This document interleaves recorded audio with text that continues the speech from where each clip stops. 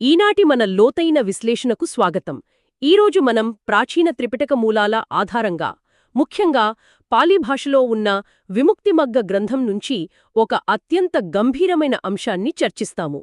అవును, ఈ విముక్తిమగ్గ గ్రంథం మనస్కు విముక్తిని కలిగించే మార్గంగా ప్రసిద్ధి చెందింది కదా. ఇందులో ఒక భిక్షువు సాధన గురించి చాలా అద్భుతమైన వివరణ ఉంది. ఖచ్చితంగా.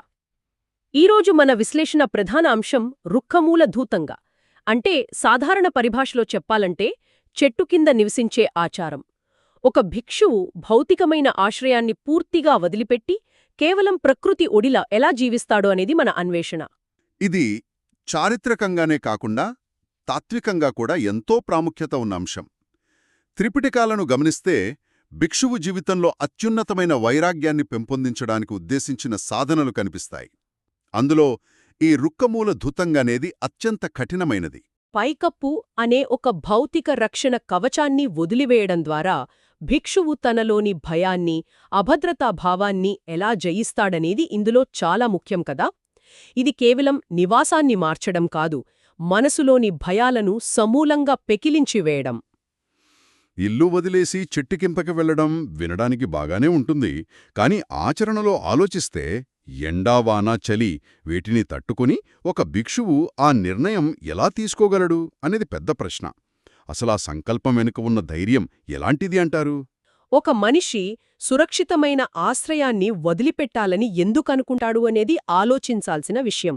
ఇక్కడే మనం ఇల్లు కట్టుకోవడం మరియు దానిని నిర్వహించడం వల్ల మనసుపై పడే అదృశ్య భారం గురించి లోతుగా అర్థం చేసుకోవాలి. నిజమే, ఒక ఆశ్రయం లేదా ఇల్లు నిర్మించాలంటే ఎంతో శ్రమ అవసరం.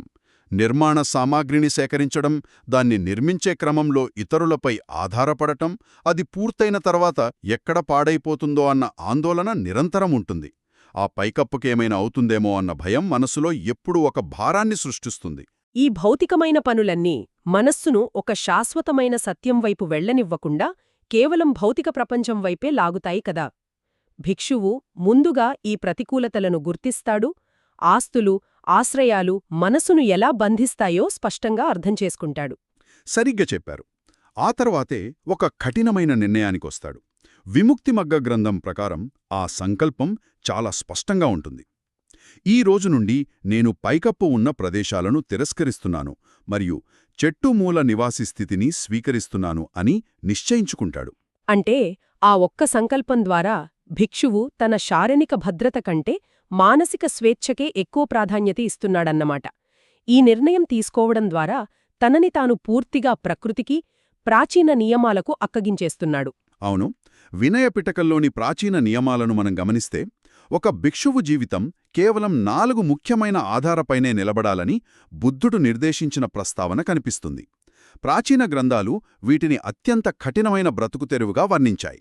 ఆ 4 ఆనాలుగులేమిటంటే పారవేసిన చిరిగిన బట్టలను మాత్రమే కుట్టుకుని ధరించడం, భిక్షాటన ద్వారా వచ్చిన ఆహారాన్ని మాత్రమే స్వీకరించడం, చెట్టు వేరును ఆశ్రయంగా చేసుకోవడం మరియు రుగ్మతలు వచ్చినప్పుడు పులియబెట్టిన మూత్రాన్ని ఔషధంగా వాడటం. ఈ 4 నియమాలను వింటుంటేనే ఇవి ఎంత కఠినమైనవో, ఎంతటి వైరాగ్యాన్ని కోరుకుంటాయో అర్థమవుతోంది. ముఖ్యంగా అనారోగ్యం వచ్చినప్పుడు పులియబెట్టిన మూత్రాన్ని వాడటమనేది మనకు చాలా ఆశ్చర్యకరంగా అనిపిస్తుంది. ప్రాణాపాయ స్థితిలో కూడా ఇంత కఠినంగా ఎందుకుండాలి? దీని వెనుక ఒక లోతైన మనస్తత్వ శాస్త్రం దాగి ఉంది. ప్రాచీన కాలంలో అనారోగ్యమనేది మనిషిలో అత్యంత భయాన్ని పుట్టించేది. మనిషి తన ప్రాణాన్ని నిలుపుకోవడానికి ఎంతో రుచికరమైన, ఖరీదైన ఔషధాలను ఆశ్రయించడం సహజం. ఖచ్చితంగా. కాని ఒక భిక్షువు తన శరీరం పట్ల, సుఖాల పట్ల ఉన్న వ్యామోహాన్ని పూర్తిగా వదిలించుకోవాలి. ఆఖరికి ప్రాణాన్ని కాపాడుకునే క్రమంలో కూడా రుచి పట్ల ఆకర్షణ కలగకూడదు. ఎవరూ కోరుకోని అత్యంత సాధారణమైన దాన్ని స్వీకరించడం ద్వారా మరణ భయాన్ని జయిస్తాడు. దేహం పట్ల ఉన్న మమకారాన్ని ఒకేసారి జయించటమన్మాట. అందుకే పాలిభాషలో దీన్ని విశ్లేషిస్తూ నిశ్చయ మరియు అనురూప అనే పదాలను వాడారు. అవును, నిశ్చయ అనగా ఆధారం మరియు అనురూప అనగా అనుకూలమైన అనే అర్థం వస్తుంది. చెట్టు కింద నివసించడం, ఈ కఠినమైన నియమాలను పాటించడం అనేది బుద్ధుని బోధనలకు అత్యంత అనుకూలమైన ఆధారంగా పరిగణించబడింది. సాధారణంగా మనం ఎవరిపైనో దేనిపైనో ఆధారపడతాము. కాని భిక్షువు ఈ నిశ్చయను ఎంచుకోవడం ద్వారా కేవలం ధర్మంపైనే ఆధారపడతాడు. ఒక గదిలో లేదా ఇంట్లో ఉన్నప్పుడు అది నాది అనే అహంకారం సహజంగానే పుడుతుంది కదా. నిస్సందేహంగా ఆ స్థలాన్ని అలంకరించుకోవాలనే కోరిక కూడా పుడుతుంది. కాని చెట్టు కింద ఉన్నప్పుడు సొంతం చేసుకోవడానికి ఏమీ ఉండదు. ఈ ఆచరణ అహంకారాన్ని పూర్తిగా తగ్గిస్తుంది. గ్రంథాలు దీనిని అహాన్ని చెరిపివేసే కఠిన సాధనగా వర్ణించాయి. అహాన్ని చెరిపివేసే సాధన చాలా అర్థవంతమైన పదం. ఏమీ లేకపోవడమనేదే అతిపెద్ద బలం అని ప్రాచీన గ్రంథాలు ఎంత అద్భుతంగా చెప్పాయో కదా. మనసులోని మాలిన్యాలను వదిలించుకోవడానికి ఈ సాధన ఒక ప్రయోగశాల లాంటిదనమాట. అవును, భిక్షువు తనని తాను నిరంతరంగా గమనించుకుంటూ చేసే ఈ ప్రత్యవేక్షణ ద్వారా మనసు ఒక స్వచ్ఛమైన అద్దంలాగా మారుతుంది. ఏ ఆస్తులు లేకుండా ఉండడం వల్లే ప్రకృతిలోని సూక్ష్మమైన శక్తులతో అనుసంధానం కాగలుగుతాడు. నిర్వహణ పనుల పట్ల ఆసక్తి పూర్తిగా నశించిపోతుంది. మనసి ఎప్పుడూ వర్తమానంలో నిశ్చలంగా నిలిచి ఉంటుంది. ఈ నిశ్చలత్వం గురించి వింటుంటే నాకొక ఆలోచనొస్తోంది. మనం సాధారణంగా చెట్టు కింద కూర్చోవడం అనగానే కేవలం ఒక బహిరంగ ప్రదేశంలో సేదతీరడం లేదా వాతావరణాన్ని ఆస్వాదించడం అనుకుంటాము. కాని ఈ ఆచారం వెనుక ఒక గొప్ప ధ్యాన రహస్యముంది. అదే ఈ సాధనలోని అత్యున్నతమైన ఘట్టం. చెట్టు కింద కూర్చోవడం కేవలం భౌతికమైన నివాసం కోసం మాత్రమే కాదు, అది నిరంతర ధ్యానానికి ఒక శక్తివంతమైన ఉపకరణం. పాలి గ్రంథాలు దీనిని అనిచ్చిసన్న అని పిలుస్తాయి. అంటే అనిత్య భావన. ప్రపంచంలోని ప్రతి వస్తువు, ప్రతి ప్రాణి, మన ఆలోచనలతో సహా ఏదీ శాశ్వతం కాదనే సత్యాన్ని నిరంతరం గ్రహించడం. మనస్సెప్పుడూ భ్రమల్లో బతుకుతోంది. రేపు అనేది ఒకటుందని అనుకుంటోంది. ఆ భ్రమను పగలగొట్టడమే ఈ సాధన లక్ష్యం. అయితే కేవలం ఒక చెట్టు కింద కూర్చుని ఈ అనిత్య భావనను ఒక భిక్షువు తన మనసులో ఎలా నాటుకుంటాడు అనేది చాలా సూక్ష్మమైన ప్రక్రియ. భిక్షువు ప్రశాంతంగా చెట్టు వేరువద్ద ఏకాగ్రతతో కూర్చున్నప్పుడు చుట్టూ ఉన్న ప్రకృతిని గమనిస్తాడు. గాలి బలంగా వీచినప్పుడు ఆకులు రాలడం మనమందరం చూసే సాధారణ దృశ్యమే. కాని భిక్షువు చేసే ప్రత్యవేక్షణ వేరుగా ఉంటుంది. వాతావరణం అత్యంత ప్రశాంతంగా ఉన్నప్పుడు గాలి ఏమాత్రం లేని ఆ నిశ్శబ్ద వాతావరణంలో ఒక పండిన ఆకు తనంతర తానుగా చెట్టు నుండి విడిపోయి నిశ్శబ్దంగా కింద పడిపోతుంది. భిక్షువు ఏకాగ్రతతో ఆ దృశ్యాన్ని గమనిస్తాడు. ఒకప్పుడు పచ్చగా ఉండి కొమ్మను గట్టిగా పట్టుకొని ఉన్న ఆకు కాలక్రమంలో పసుపు రంగులోకి మారి చివరకు ఎవరి ప్రమేయం లేకుండా తన ప్రాణాధారాన్ని వదిలి కింద రాలిపోవడం చూస్తాడు. ఇది భిక్షువు మనసులో ఒక బలమైన ముద్ర వేస్తుంది. ఖచ్చితంగా, నా శరీరం, నా బలం, నా ఆలోచనలు, నేను సృష్టించుకున్న ఈ ప్రపంచంలోని బంధాలు ఇవన్నీ ఈ రాలిపోయే ఆకులాంటివే అని గ్రహిస్తాడు. స్వంత జీవితాన్ని, ముసలితనాన్ని, ఈ శరీర అశాశ్వతత్వాన్ని చూసుకోవడం అనేది గొప్ప ఏకాగ్రతను సూచిస్తుంది. గాలి లేనప్పుడు రాలే ఆకు ఏ కారణం లేకుండానే ముగిసిపోయే జీవితానికి ఒక అద్భుతమైన ప్రతీక. ఆ రాలిపోయే ఆకు అశాశ్వతమైన అస్తిత్వానికి ప్రతీకగా మారుతుంది. ప్రతిరోజూ, ప్రతి క్షణం ఈ దృశ్యాన్ని చూడటం ద్వారా భిక్షువు మనసులో మృత్యువు పట్ల ఉన్న భయం, జీవితం పట్ల ఉన్న అహేతుకమైన ఆశ రెండూ సమసిపోతాయి. ఇదొక నిరంతరమైన అంతర్గత ప్రయాణం. ఒక సాధారణ ప్రకృతి దృశ్యం ద్వారా జీవితపు లోతైన సత్యాన్ని బోధించడం త్రిపిటక మూలాల గొప్పదనానికి నిదర్శనం. అయితే ఈ సాధనకు ఎన్నో కఠినమైన నియమాలున్నాయని ప్రాచీన గ్రంథాలు చెబుతున్నాయి. ఒక భిక్షువు ఎక్కడ పడితే అక్కడ కూర్చోడానికి వీల్లేదు గదా. దీని వెనుక కూడా ఒక నిర్దిష్టమైన ప్రణాళిక ఉంది.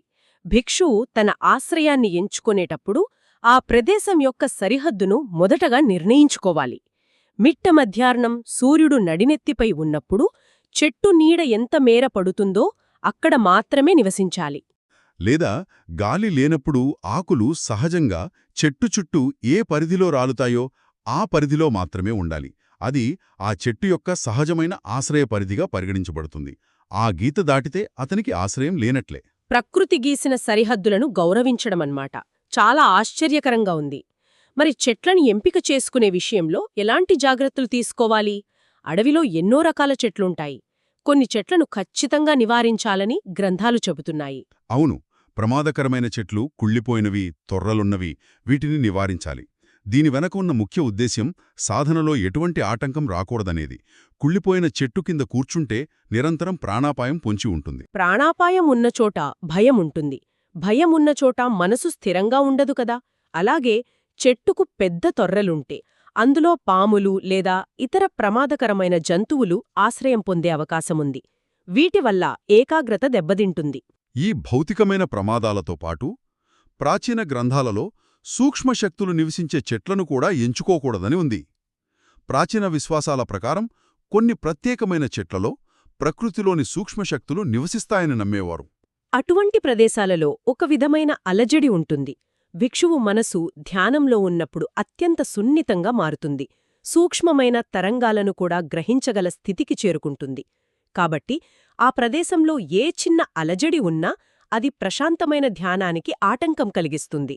భిక్షువు మనసు విచలితమవుతుంది.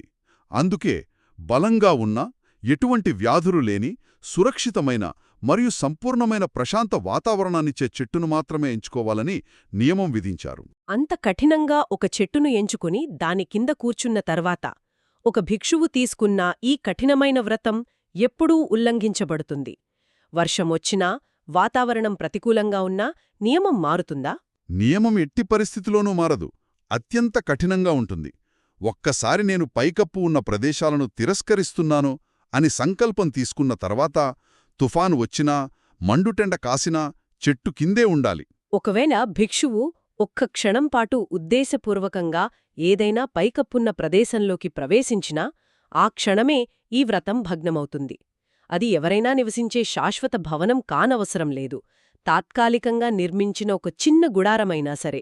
అవును, ఒక చిన్న ఆకుల పైకప్పు అయినా సరే, దాని కింద ఆశ్రయం పొందాలని మనసులో కోరిక పుట్టి అడుగు వేస్తే వ్రతం ఉల్లంఘించబడినట్లే.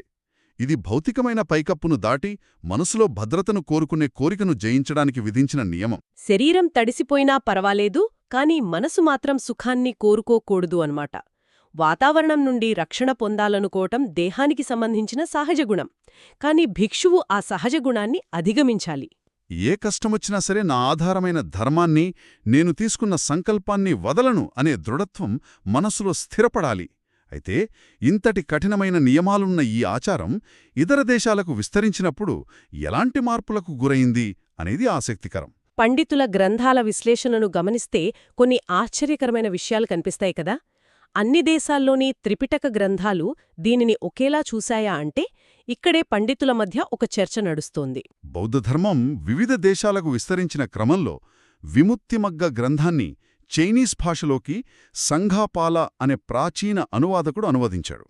అయితే ఆయన చేసిన అనువాదంలో ఒక పెద్ద లోపం కనిపిస్తుంది. మనం ఇందాక చర్చించిన 4 ఆధారాలలో మొదటి 2 ఆధారాల ప్రస్తావన చైనీస్ గ్రంథంలో లోపించింది కదా. పారవేసిన చిరిగిన బట్టలు ధరించడం మరియు కేవలం భిక్షాటన ద్వారా వచ్చిన ఆహారం మాత్రమే స్వీకరించడమనేవి అందులో స్పష్టంగా కనిపించవు.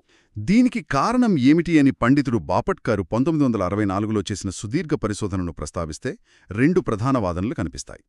కాలక్రమంలో ఆ చైనీస్ ప్రాచీన పాఠశాల ఈ కఠినమైన భౌతిక నియమాలకు పెద్దగా ప్రాముఖ్యత ఇవ్వకుండా కేవలం తాత్వికమైన సాధన మీద దృష్టిపెట్టి ఉండవచ్చు. భౌతికమైన కష్టాల కంటే మానసిక సాధనే ముఖ్యమని వారు భావించి ఉండొచ్చు. కాని రెండవ వాదన పండితులకు మరింత సహేతుకంగా కనిపిస్తుంది. పాలీ భాష అనేది అత్యంత సంక్లిష్టమైనది కదా. అవును, అందులో వాడిన సాంకేతిక పదాలకు బహుళ అర్థాలుంటాయి. పాలీలో వాడిన ఆ సంక్లిష్టమైన పదబంధాల లోతైన అర్థాన్ని చైనీస్ అనువాదకుడు సంగపాల సరిగ్గా గ్రహించలేకపోయుండవచ్చు. భాషాపరమైన అడ్డంకుల వల్ల ఆ పదాలను అనువదించకుండా వదిలేసుండొచ్చని పండితులు భావిస్తున్నారు. భాషాపరమైన ఇబ్బందుల వల్ల ఒక గొప్ప ఆచరణలోని కొన్ని ముఖ్యమైన కోణాలు మరుగున పడిపోవటం విచారకరం. అయితే ఇతర భాషలలోని గ్రంథాలలో, ఉదాహరణకు టిబెటన్ గ్రంథాలలో ఈ నియమాలు ఎలా ఉన్నాయి? సంతోషకరమైన విషయమేమిటంటే పాలీ మూల గ్రంథాలు మరియు టిబెటన్ గ్రంథాలు మాత్రం దీనిని అత్యంత ఖచ్చితంగా పాటిస్తాయి. ఈ 4 నియమాలు బుద్ధుని మూలబోధనలకు పునాదిరాళ్లలాంటివని ఆ గ్రంథాలు స్పష్టం చేస్తాయి. చైనీస్ అనువాదంలో కొన్ని లోపాలున్నప్పటికీ పాలి మూలాలు మాత్రం రుక్కమూలధుతంగ యొక్క స్వచ్ఛతను యథాతథంగా ఈనాటికి మనకందిస్తున్నాయి. ఈ సుదీర్ఘమైన విశ్లేషణ సారాంశాన్ని క్రోడీకరిస్తే ఇది మనస్సును పునర్నిర్మించే ఒక ప్రక్రియలా కనిపిస్తోంది. ఖచ్చితంగా ఇది మనస్సును ప్రపంచపు బంధాల నుండి విముక్తి చేసే ఒక నిరంతర ప్రత్యవేక్షణ. పైకప్పును వదలడమంటే రక్షణ కోసం మనం ఆధారపడే ప్రతి భౌతిక వస్తువును, ప్రతి ఆలోచనను వదులుకోవడమే. ప్రకృతితో పూర్తిగా మమేకమై అనిత్యభావనను అనుభవించడమే దీని అంతిమ లక్ష్యం. ఆధునిక మానవులుగా ఈ ప్రాచీన ధర్మం గురించి మనం ఎందుకు తెలుసుకోవాలి అన్నది ఒక ముఖ్యమైన ప్రశ్న. దట్టమైన అడవుల్లోకి వెళ్లి చెట్ల కింద నివసించే ఆచారాన్ని ఈ రోజుల్లో మనం పాటించలేకపోవచ్చు. కాని మనుషులుగా భద్రత కోసం మనం ఎన్నో అదృశ్య పైకప్పులను నిర్మించుకుంటాము కదా. ఆస్తులు, సామాజిక హోదాలు, మనకంటూ ఒక స్థాయి, ఇవన్నీ మన రక్షణ కవచాలని మనం తీవ్రంగా భ్రమపడతాము. మనం నిర్మించుకున్న ఆ అదృశ్య పైకప్పులే ఈనాడు మన మనసుపై అత్యంత భారాన్ని మోపుతున్నాయి. ఆ పైకప్పు ఎక్కడ కూలిపోతుందో, మన ఆస్తులెక్కడ కరిగిపోతాయో అన్న భయంతో వాటిని కాపాడుకునే క్రమంలో మనం మనశ్శాంతిని పూర్తిగా కోల్పోతున్నాము. ఈ విశ్లేషణ ద్వారా మనం నేర్చుకోవాల్సిందేమిటంటే, ఆ భౌతికమైన బంధాలపై ఆధారపడటం తగ్గిస్తే మనస్సు ఎంతో తేలికపడుతుంది. ప్రతిరోజు మన మనసును భయపెట్టే ఈ కృత్రిమ రక్షణ కవచాల అవసరం వాస్తవానికి లేదని, అంతర్గత శక్తే నిజమైన ఆధారమని ఈ త్రిపిటక మూలాలు మనకు నేర్పుతున్నాయి. ముగింపుగా ఒక ఆయోచింపజేసే ప్రశ్నతో ఈనాటి మన చర్చను ముగిద్దాం. అడవిలో గాలికూడా లేని సమయంలో ఎంతో నిశ్శబ్దంగా రాలిపోయే ఒక చిన్న పండిన ఆకు మనిషి అస్తిత్వం గురించి, అనిత్య భావన గురించి అంతటి మహత్తరమైన సత్యాన్ని బోధించగలిగితే, మన చుట్టూ ప్రతిరోజూ మనం గమనించకుండా వదిలేస్తున్న ఏ సహజ పరిణామం, ఏ చిన్న ప్రకృతి అద్భుతం మన మనసుకు ఒక లోతైన పాఠాన్ని బోధించడానికి సిద్ధంగా ఉందో కదా. ఆ నిశ్శబ్ద ప్రత్యవేక్షణ కోసం మన మనసు సిద్ధంగా ఉందా? ఈ ఆలోచనను మీకే వదిలేస్తూ ఈనాటి విశ్లేషణకు ముగింపు పలుకుదాం. మరొక అద్భుతమైన అంశంతో మళ్ళీ కలుద్దాం.